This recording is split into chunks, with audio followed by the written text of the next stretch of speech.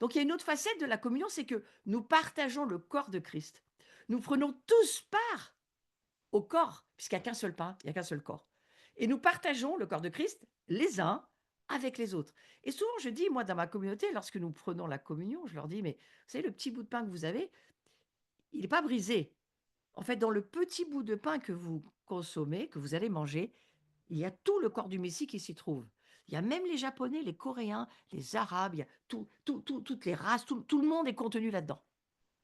Il faut quand même en avoir la conscience, c'est un énorme mystère. Ouais.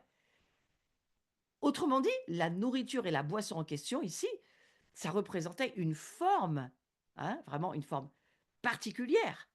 C'est-à-dire que nous mangeons, nous consommons, nous sommes d'accord pour dire le Messie que nous mangeons, il y en a qu'un, un seul Dieu, un seul corps, un seul cœur, un seul commandement, une seule écriture, une seule loi. C'est ce Hérat, c'est ce un. Il y a qu'un seul Fils, le Christ, et il y a qu'un seul Saint-Esprit.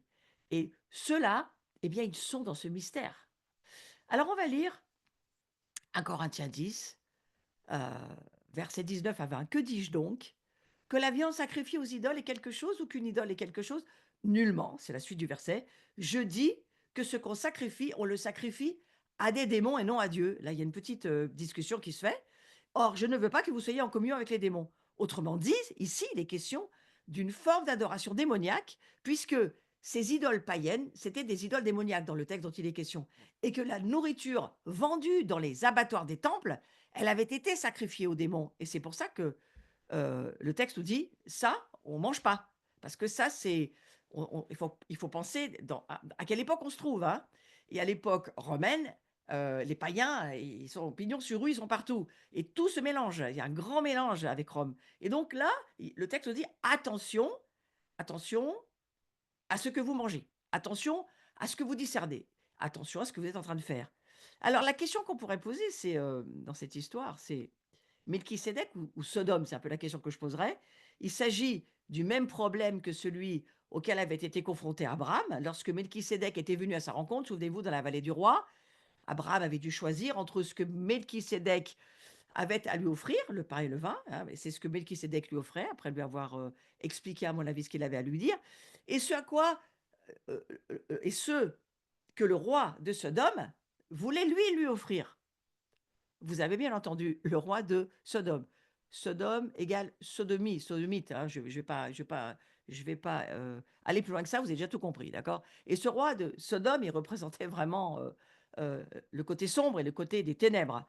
Et la conscience d'Abraham lui avait en quelque sorte fait comprendre quelque chose de très important, c'est qu'il ne pouvait pas accepter les 2 à la fois. Ou il acceptait le pain et le vin, ou il acceptait la proposition du roi de Sodome qui lui, bah, il lui faisait une proposition, re vous relirez le texte, mais il lui propose en fait un marché, une espèce de marché où, voilà: «Je te donne ça, tu prends ça et puis, on se débrouille comme ça» et Abraham va dire non. Il va dire: «Je veux rien, cette guerre, je veux surtout pas que tu aies à voir dans ma victoire, rien de rien de rien». On sent chez Abraham un radicalisme, qui est très étonnant. Alors, j'ai envie de vous dire, parce que je vais faire court, j'ai déjà parlé de cette histoire, hein, vous reviendrez dans les cours précédents, mais moi, c'est juste pour aller dans une direction qui m'a paru importante, c'est de vous dire, choisissez votre table. 1 Corinthiens 10, 21, 22. Choisissez votre table. Vous ne pouvez boire la coupe du Seigneur et la coupe des démons. Et vous ne pouvez participer à la table du Seigneur et à la table des démons. C'est ça que nous dit le verset. Voulons-nous provoquer la jalousie du Seigneur? Sommes-nous plus forts que lui? Donc il y a une prise de conscience que lorsque nous devenons qui est le Christ, dans la nouvelle naissance que nous sommes devenus, en naissant d'en haut de manière surnaturelle, en naissant de la gloire de Dieu, parce que je suis toujours dans mon grand, grand sujet de la gloire de Dieu. Moi, je suis dans des petites contournements pour qu'on passe du temps à voir ce que représente la gloire, parce que ça en fait partie. Mais voilà, voulons-nous provoquer la jalousie du Seigneur? Sommes-nous plus forts que lui? Certainement pas, on va lui répondre. Et nous devons être pleinement conscients que notre participation à la sainte table du Seigneur, quelle que soit la manière dont on l'appelle, il faut avoir cette conscience-là, ça doit être séparé et distinct de toute autre activité terrestre. Ça n'a rien à voir avec ce monde, ça n'a rien à voir avec l'histoire humaine, c'est quelque chose de Dieu qui est surnaturel. On doit en avoir la conscience, on doit en avoir la révélation de qui est le corps, le pain, qui est le vin, mais c'est pas du vin, c'est le sang du Messie et ce que ça représente. Alors, approcher la table du Seigneur, comment approcher la table du Seigneur? On va lire 1 Corinthiens, chapitre 11, versets 23 à 27. Je vous le lis. Je démarre au 23. À mon avis, je ne suis pas sûre que sur le visuel, ça démarre au 23, mais je vous le lis. Car j'ai reçu du Seigneur ce que je vous ai enseigné. C'est Paul qui parle. Ce que le Seigneur Jésus, dans la nuit où il fut livré, il prit du pain. Et après avoir rendu grâce, il le rompit et il dit, ceci est mon corps qui est rompu pour vous. Faites ceci en mémoire de moi. De même, après avoir soupé, il prit la coupe et il dit, cette coupe est la nouvelle alliance en mon sang. Faites ceci en mémoire de moi toutes les fois que vous en boirez. Vous avez remarqué, toutes les fois que. Faites ceci, toutes les fois que. Faites ceci, toutes les fois que. Il y a une grande liberté dans cette communion. Faites-le, et toutes les fois que vous allez le faire, mais on ne vous dit pas ni quel jour, ni comment, dit faites-le, quand vous voulez, quand vous le sentez, quand vous avez la conviction du Saint-Esprit, faites-le. Mais chaque fois que vous allez le faire, alors faites-le en mémoire, c'est-à-dire pour moi, ça veut dire aussi dans le discernement et la révélation de ce que ça veut dire. Car toutes les fois, verset 26, que vous mangez ce pain et que vous buvez cette coupe, vous annoncez, ça c'est dit dans la prière eucharistique aussi, c'est dit, hein, vous annoncez la mort du Seigneur jusqu'à ce qu'il vienne. Donc on annonce aussi un grand mystère. On ne peut pas dire que Jésus ne revient pas, c'est dans la prière que vous faites sans arrêt, les catholiques. Nous, on ne la fait pas systématiquement, cette prière-là, mais vous la faites. Donc ça nous rappelle que Jésus revient. C'est pourquoi celui qui mangera le pain ou boira la coupe du Seigneur indignement sera coupable envers le corps et le sang du Seigneur. Alors on a fait parler beaucoup de choses sur ce coupable, sur ces... Avançons. Coupable, ça veut dire responsable. D'accord? Si on devait se mettre une culpabilité à prendre ce repas, je ne pense pas que ça viendrait du royaume de Dieu. Parce que la culpabilité, ça ne vient pas du royaume de Dieu, ça vient du royaume des démons. La culpabilité, c'est démoniaque. Qu'est-ce qui n'est pas démoniaque? La conviction. Hein? Et on doit avoir une conviction. Et c'est pas le fait de se sentir coupable, l'idée. C'est de discerner et de réaliser ce qu'on est en train de faire. C'est ce que Jésus est en train de nous dire. Que chacun, je suis au verset 28, que chacun, donc là c'est sur le visuel, que chacun donc s'éprouve soi-même et qu'ainsi il mange du pain et boive de la coupe. Vous entendez? Que chacun donc s'éprouve. C'est à nous de nous éprouver. C'est pas aller demander à un pasteur ou à un prêtre ce qu'il en pense. Non, c'est mes brebis entendent ma voix, je les connais, elles me suivent. Mes brebis, ce sont mes fils et mes filles. Ils sont capables d'entendre ma voix puisqu'ils ont l'Esprit Saint en eux qui leur parle.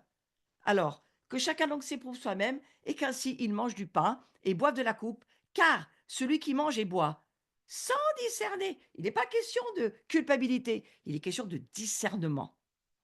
Celui qui boit sans discerner le corps du Seigneur mange et boit à jugement contre lui-même. Et c'est pour cela qu'il y a parmi vous beaucoup d'infirmes, de malades, et qu'un grand nombre sont morts. Donc ce que Dieu nous demande, c'est de discerner ce corps. Je vais vous expliquer le terme discerner, parce que je suis quand même allée chercher. Moi, on m'a tellement rabâché des trucs dans tous les sens sur ce repas que j'ai décidé de creuser. Alors, si vous êtes d'accord, on va creuser ensemble. Discerner. Ce verbe, il est traduit parfois par juger correctement le corps du Seigneur. La racine du mot discerner, c'est la même que celle qui fait référence au don du discernement des esprits. Ça veut dire voir sous la surface. Ça veut dire voir la réalité spirituelle intérieure. Ça vous parle de la gloire? Voir.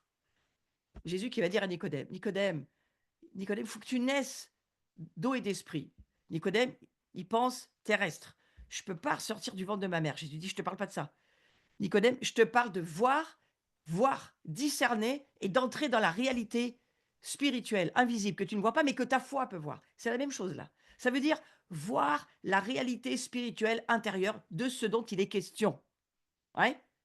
C'est pas une affaire de culpabilité. Nous pouvons parfois mourir avant notre heure. Et ce passage, il nous montre le sérieux, la sainteté, la solennité de la table du Seigneur. Si nous ne prenons pas correctement le repas, la scène, l'Eucharistie, peu importe, nous pouvons être exposés à des maladies et être même victimes d'une mort prématurée, c'est écrit. Alors, regardez, j'ai fait un petit travail. Non, je voudrais reprendre le visuel parce que c'est là-dessus que je vais aller et on va le relire ensemble. Celui qui mangera le pain ou boira la coupe du Seigneur indignement sera coupable envers le corps et le sang du Seigneur. Coupable, d'accord? Enlevez ce mot. Il sera à même d'être responsable. Il faut être responsable. Donc, c'est une affaire de responsabilité et de discernement. Discerner le corps du Seigneur. Ça veut dire juger correctement ce que vous êtes en train de manger. Voyez sous la surface, voyez la réalité spirituelle de ce que vous êtes en train de faire, dont je vous ai parlé, mais dont Melchisédek a déjà parlé à Abraham. Il a déjà dit la même chose. Il faut que vous puissiez voir par la foi ma gloire. En fait, moi, c'est ce que je comprends. Alors, on va aller un petit peu plus loin. On va lire 1 Corinthiens, chapitre 11, verset 31. Comment prendre ce repas? Nous devons veiller à ne pas baser notre relation avec Dieu simplement sur notre participation. On n'est pas des participants seulement. On n'est pas en train de copier et de faire une recette de cuisine, hein. Notre façon de vivre ce repas, c'est vraiment de comprendre ce que Dieu essaye de nous dire. Tout dépend de savoir si nous prenons ce repas correctement ou pas. C'est ça que nous dit le passage. Est-ce que, tu vois ce que je suis en train de te dire, de qui je suis? C'est ça que Jésus dira aux disciples et à nous, mais c'est aussi ça que Melchisédek va dire à Abraham. Abraham, essaye de comprendre et de voir ce que je suis en train de te dire avec ce pain et ce vin, qui n'en sont pas. 1 Corinthiens 11, 31. Si nous nous jugions nous-mêmes, nous ne serions pas jugés. Mais quand nous sommes jugés, nous sommes châtiés par le Seigneur afin que nous ne soyons pas condamnés avec le monde. Et remarquons que le Seigneur fait tout ce qu'il peut pour nous dans cette situation. Il dit, si nous nous jugeons nous-mêmes, si nous prenons ce repas dignement, il n'y aura pas besoin de nous discipliner. Si on arrive à voir, ce n'est pas une affaire de nous discipliner, c'est une affaire de révélation et de voir au-delà de ce pain et de ce vin qui je suis. Je suis la gloire de mon Père. Je suis celui qui était l'alpha, l'oméga, qui existe depuis toute éternité, celui qui se donne pas pour que toi, tu puisses maintenant pouvoir jouir, profiter de la grâce et que tu puisses être sauvé sans mérite. C'est ça que tu manges. Donc, se juger, c'est commencer par voir que ce repas, c'est un repas de la grâce.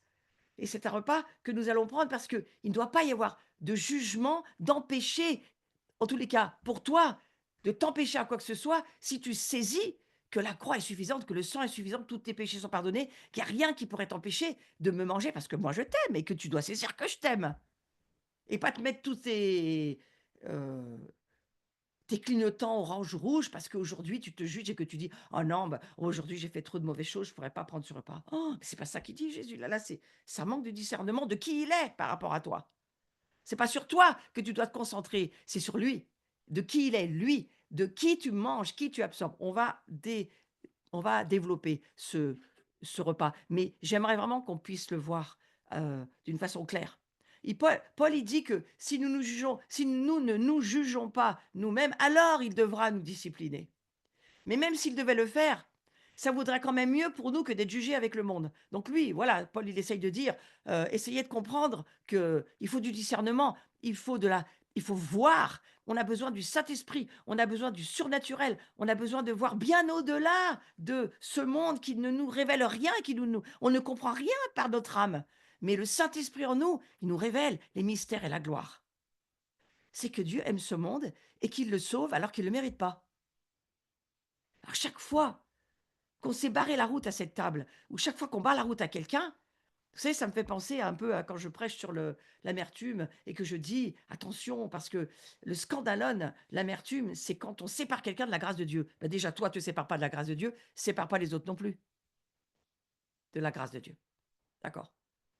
Donc le jugement avec le monde et le désastre ultime que nous devons à tout prix éviter, ça, évidemment, Paul, lui, il en parle. Mais c'est pas de cela dont il est question. Ainsi, mes frères, lorsque vous vous réunissez, verset 33, pour le repas, attendez-vous les uns les autres, parce que visiblement, ils ne s'attendaient pas. Si quelqu'un a faim, qu'il mange chez lui, afin que vous ne vous réunissiez pas pour attirer un jugement sur vous. Parce que vous savez, les repas qui se passaient entre eux, bien souvent, bah, ils commençaient à manger, puis au milieu de leur repas, quand ils le sentaient, quand ils sentaient que c'était le moment, beh, il y en a un qui se levait, puis qui proposait de prendre la communion et que je pense que Paul, à un moment donné, il commence à voir que c'est un petit peu du n'importe quoi, qu'il faudrait peut-être remettre un petit peu d'ordre dans la façon dont ça se passe. Alors, pour les catholiques, c'est beaucoup plus dur à comprendre, mais les protestants, nous, on comprend très bien. On comprend très bien ce que ça veut dire. Ça veut dire que, voilà, attention à la manière dont on discerne de ce qu'est ce repas. Une des premières choses, on va rentrer dans les mystères. Il y a 7 aspects, je veux peut-être en voir déjà, ce soir quelques-uns. La proclamation. La Bible révèle 7 aspects principaux au sujet de notre participation à ce repas extraordinaire, la scène ou l'Eucharistie, peu importe la manière de le dire. Les 3 premiers aspects ont trait à notre relation à Christ. On va voir les 3 premiers, c'est notre relation avec Jésus. Les 3 suivants concernent notre relation au corps de Christ. Et le dernier aspect, notre relation avec le monde. C'est pour ça que Paul, il en parle aussi. Et on verra ça sur la fin. 1 Corinthiens, chapitre 11, verset 26, nous dit ceci: car toutes les fois que vous mangez ce pain, que vous buvez cette coupe, je l'ai déjà lu tout à l'heure, vous annoncez la mort du Seigneur jusqu'à ce qu'il vienne. Que vous le sachiez ou pas, mais maintenant vous le savez. Maintenant vous êtes responsable de savoir que chaque fois que vous prenez la communion, chaque fois que vous prenez le repas du Seigneur, vous annoncez sa mort jusqu'à ce qu'il revienne. Et vous l'annoncez aux gens qui sont aussi autour de vous. Donc, c'est proclamation extrêmement puissante.